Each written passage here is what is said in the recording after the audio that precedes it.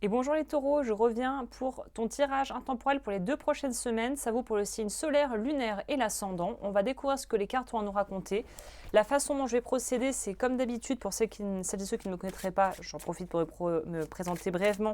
Je m'appelle Agnès et je suis cartomancienne sur YouTube depuis 2019. J'ai pour habitude de faire un tirage en 6 cartes parce que c'est ce qu'il y a de plus finalement efficace et qui va aller pouvoir un petit peu finalement nous éclairer sur tout les points importants de ta vie actuellement. Là, j'ajoute un petit truc en plus. C'est cet oracle pour me donner une indication. Je vais peut-être en mettre 6. Tiens, on va le mettre pour tout.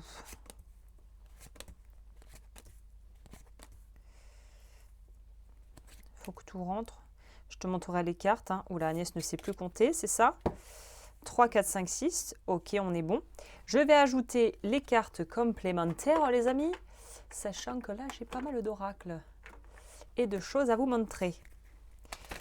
Hop, évidemment, ce que j'utilise, si ça t'intéresse, j'ai les liens Amazon pour que tu puisses te procurer tout ça. On va mettre tout en place et puis on va découvrir les cartes ensemble comme ça. On y va petit à petit. Hop, on va faire un petit shuffle. Alors, ces cartes sont super, mais alors elles sont d'une épaisseur dramatique. C'est parti, tic, tic, tic, tic. C'est parti. 1, 2, 3, 4, 5, 6. Et je termine avec une nouvelle addition que je suis allée chercher à la librairie aujourd'hui pour ne rien te cacher. Parce que j'aime bien aussi soutenir les libraires, donc j'achète pas tout sur Amazon. J'essaie de prendre ce que je peux en librairie. On va prendre ce jeu qui me plaît bien, qui est tout petit, mais qui, je trouve, est ultra efficace aussi au niveau des messages. Voilà, c'est un peu fouillis, mais les amis, on peut commencer ce tirage avec l'énergie générale du dessus. La première chose qui m'intéresse et qui va être en analyse significative, donc toi, on est dans le pôle communication avec le chakra de la gorge.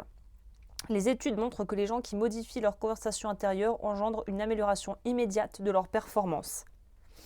Donc, ça veut dire que là, on est en train de mettre l'accent pour toi déjà. On me dit, la façon dont tu te parles, ton discours intérieur va avoir une grosse incidence et influence sur la façon dont tu vas te sentir les prochaines semaines. La carte qui va avec, on a le temps. On a le temps. On a playing it safe. Et on a la justice à l'envers.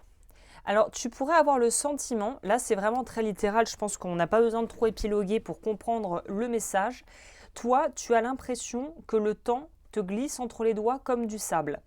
La justice à l'envers, pour moi, c'est qu'on n'arrive pas à accéder à quelque chose qu'on désire ardemment, puisqu'avec la carte du Lenormand ici, enfin c'est pas vraiment un Lenormand, c'est Chiron Marchetti, mais je vais l'interpréter de cette façon, c'est on a l'impression que le temps nous file entre les doigts et que quelque chose que l'on désire vraiment, vraiment très très fort, on ne l'a pas encore.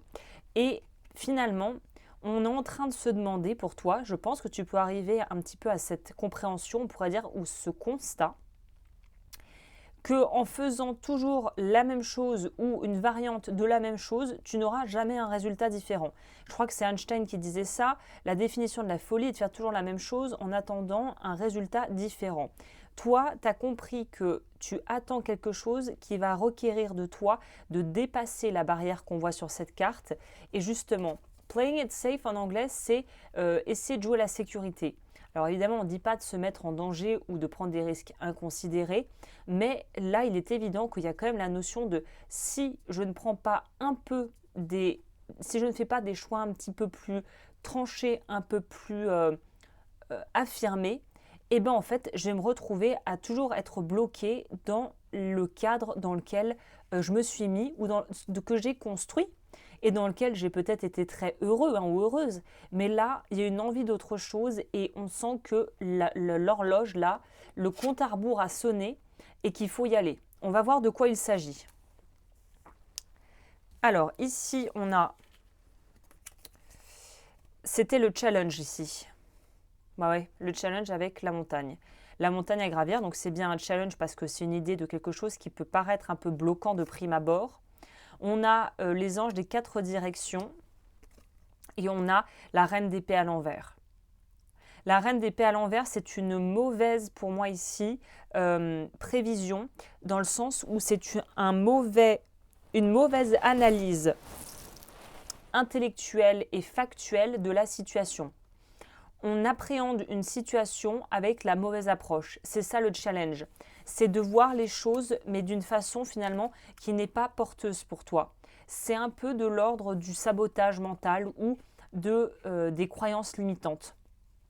Ok, donc le blocage, il est mental, il n'est pas tant à l'extérieur. Tu pourrais croire, là, tout pourrait nous faire croire que ça vient de l'extérieur, que ça ralentit, que c'est les autres, que c'est la situation, que c'est le machin, que c'est le bidule. Il semblerait en réalité que le problème vient du mental. En tout cas, de la façon dont on pense et on comprend les choses et on les analyse. Ce qui arrive vers toi, les opportunités. Ok, les souris, le bonheur, le 6 de denier. Là, spontanément, ce qui vient, c'est de se recentrer, de se canaliser, de plus trop essayer d'aller chercher, en fait, de se chercher des poux dans la tête. Je peux te donner un petit conseil qui, moi, m'a beaucoup aidé. J'ai écouté une nana qui fait du développement personnel, mais elle est plus axée coaching psy. Et elle expliquait donc son parcours avec l'angoisse, voilà, l'anxiété, des trucs pas possibles qui lui étaient arrivés. Et en fait, le paramètre qui a changé sa life, c'est elle, son obsession, c'était de guérir ses troubles anxieux. Elle avait des angoisses pas possibles, des douleurs somatiques, sa vie était devenue un enfer.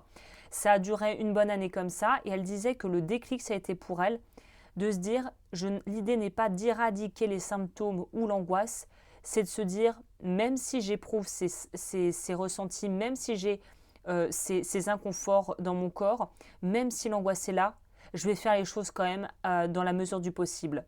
C'est de transformer quand j'irai mieux, tout pourra changer, et on switch à, même si j'ai des soucis, et même si j'ai mes troubles anxieux, là dans ce cas qu'elle avait elle, je vais faire quand même les choses. Et en fait, tu donnes une nouvelle indication, un nouveau paramètre au cerveau qui va permettre de comprendre petit à petit, comme un muscle, ça ne sera pas en 2 jours, de se dire, ok, même s'il y a ça comme blocage ou comme obstacle, je peux quand même avancer. Et c'est d'y aller graduellement par petits pas. C'est ça que ça me dit ici. Au niveau de la vie professionnelle, non, mais alors là, c'est la vie sentimentale. Il me parle de la vie sentimentale. Bon, on va rester sur ça. Waouh, vie sentimentale, on a de l'engagement.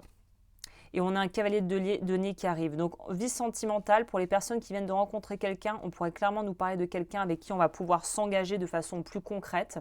Donc là, le point positif, c'est qu'au niveau sentimental, on va sur quelque chose quand même de plus ancré, de plus stable, je pense de plus sûr, finalement, de plus sécure. Et pour les personnes qui seraient célibataires, ça nous parle clairement de quelqu'un qui arrive. L'homme nous signifie bien quelqu'un qui est là pour du concret, du sérieux, mais qui prend du temps à arriver. Donc ça pourrait prendre plus de 2 semaines pour peut-être entrer en contact ou être en lien avec cette personne.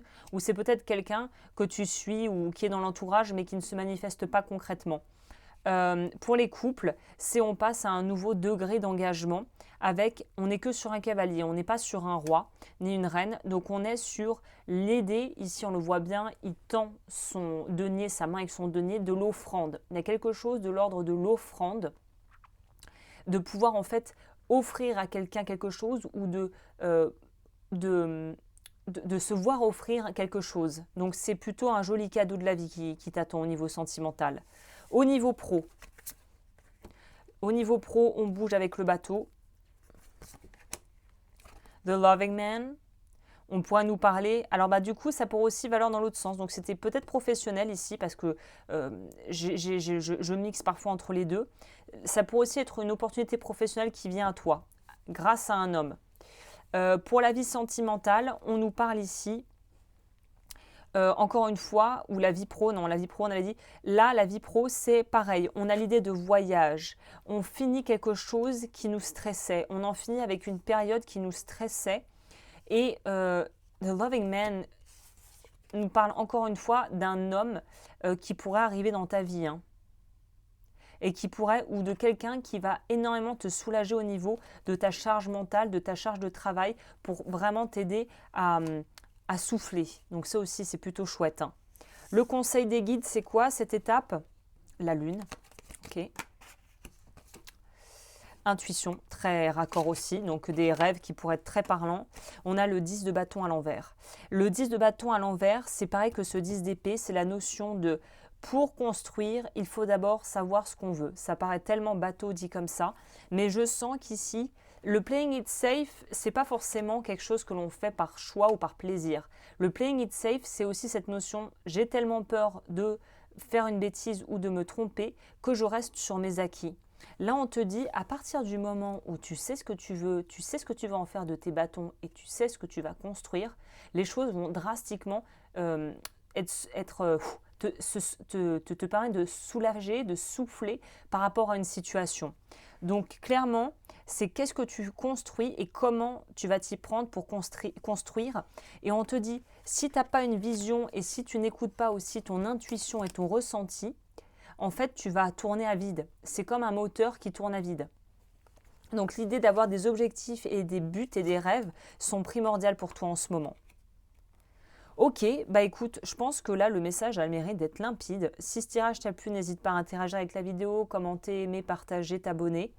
Et puis moi, je te dis à très vite ici ou directement sur mon site si tu veux un peu plus loin et découvrir ce que je propose. Sur ce, je te souhaite une très belle début d'année et je te dis à très vite.